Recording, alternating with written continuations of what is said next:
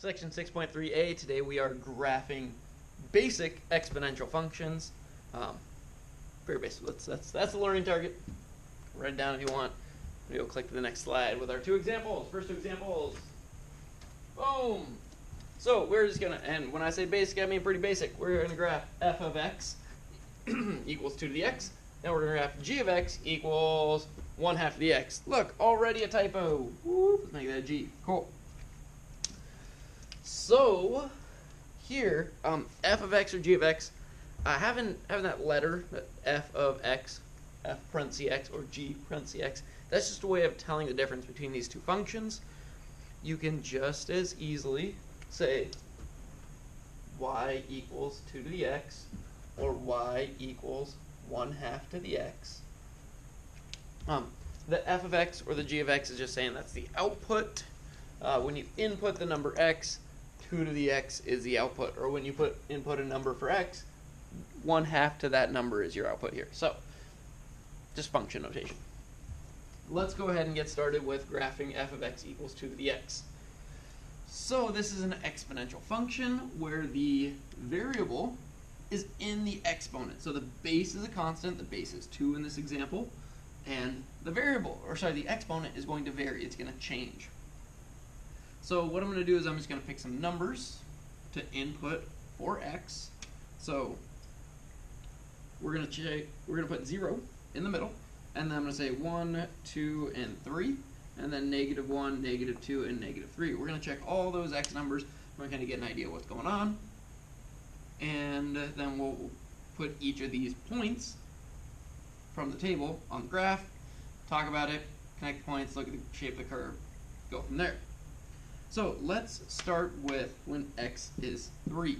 If x equals 3, that means 2 to the x is 2 to the third. 2 to the third means 2 times 2 times 2. Well, that's 2 times 2 is 4, times 2 is 8. So here I have the point 3, 8. This is the point 3, 8. When x is 3, y is 8. So if I can go over my graph, 1, 2, 3 on my x, 1, 2, 3, 4, 5, 6, 7, 8, 9, 10. Right, 8 is right there. There's the point 3, 8. Alright, now I'm going to go when x is 2. Here, if x is 2, I replace the x with a 2, I get 2 squared. That's 2 times 2, which is 4. So that gives me the point 2, 4. So x is 2, 1, 2, 3, 4. Y is 4, 2, 4. When x is 1, here, 2 to the 1, that's just 2. So here I get the point 1, 2.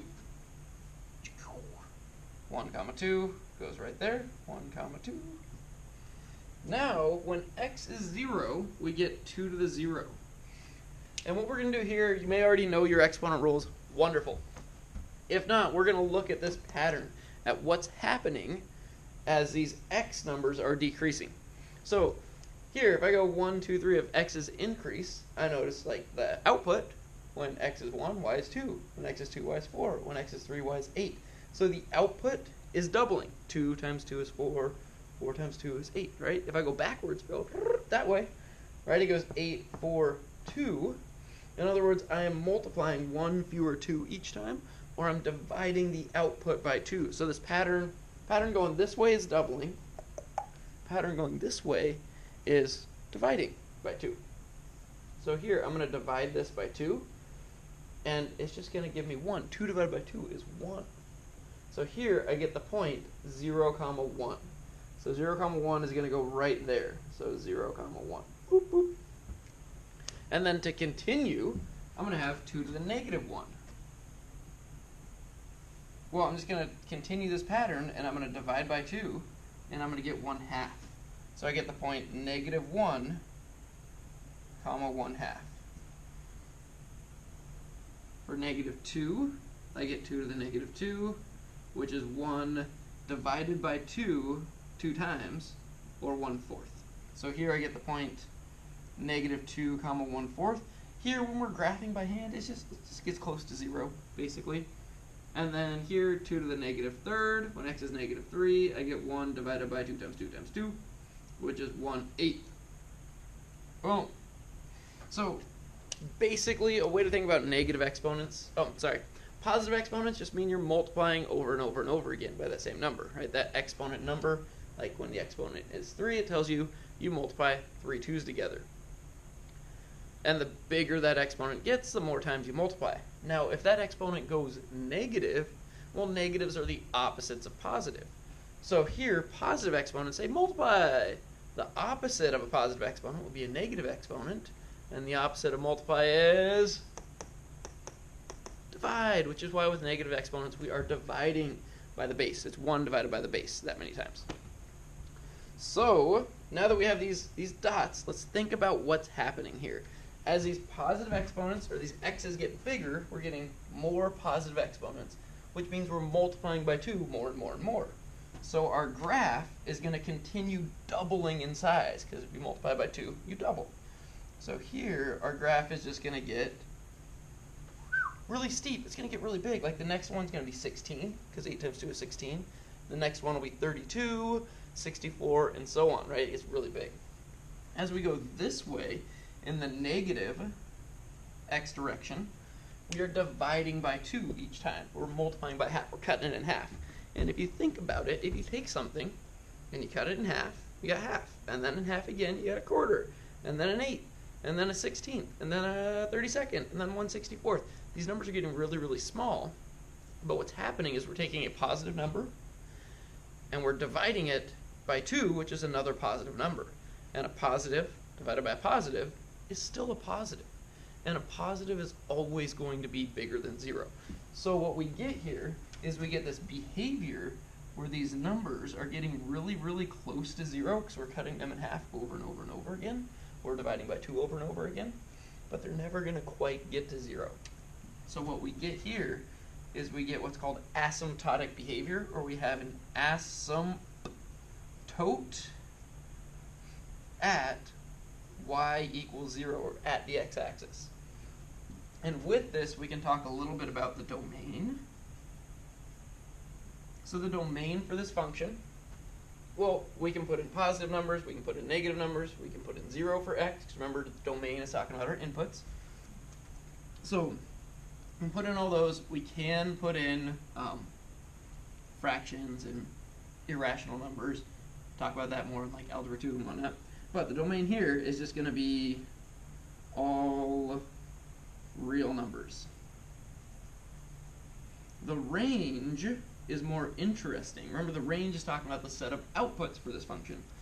So here, if we look at all this, we get all the numbers bigger than 1, definitely, all those. Now, as we go negative with our x's, we notice this asymptotic behavior as it's getting closer and closer to 0. Now, if you extend your x numbers far enough to the left, far enough negative, you're going to get any y number that you want that's bigger than 0. But you're never quite going to get to 0. So if you're like, I want 1/1,000,000th as my output, you could find an x number that would work.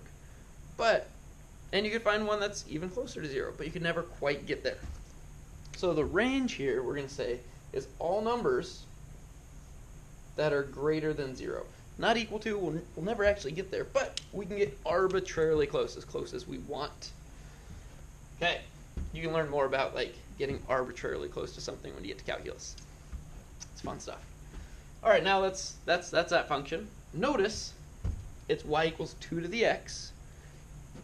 As the x number increases by 1, the y number increases by a factor of 2. It multiplies by 2, right? Add 1 times 2. Add 1, 2 times 2 is 4. Add 1, 4 times 2 is 8, right? So now let's look at this. We're going to use the same set of inputs. So negative 3, negative 2, negative 1, 0, 1, 2, 3. And we're going to look at our outputs.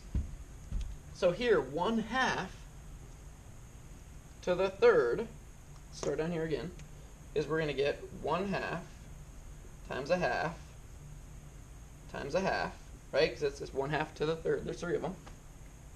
Multiply the numerators, multiply the denominators. That gives us 1/8. So this gives us the point 3 for our x, 3 comma 1/8.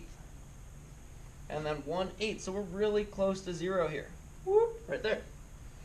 Now let's look at when x is 2. When x is 2, we get a half times a half. Well, that's a quarter. So here we have the point 2 comma 1/4, which is right here. Whoop, about, approximately. I mean, it's a hand sketch graph. It's close. When x is 1, we just get 1/2 to the 1, which is just a half. So we have 1 comma 1/2. Right there, about. Right, and that's 1, that's 2. And then when x is 0, if we notice here, right, an 8, a quarter, a half, each of these is actually doubling. So we're going to get just 1/2 to the 0 power, which is just going to be 1. Right, so we take that half and multiply it by 2. We'll get 1, because we're going backwards. Just following this pattern here. Right, and in fact, just write this down, any value a to the 0, when a is not equal to 0, is just going to be 1. 0 to the 0 is indeterminate or undefined or something. I don't remember which exact word it is, but we don't do 0 to 0 because it's weird. But other number to the 0 is just 1, because it always is going to follow this same pattern, where as the exponent increases, you're multiplying over and over again. As the exponent decreases, you are dividing by that value. Right? If we divide by a half here, we get rid of one of those halves. A half divided by a half is 1. There it is. All right, so now, if we have the -1 for our input for x, we're going to get 1/2 to the -1.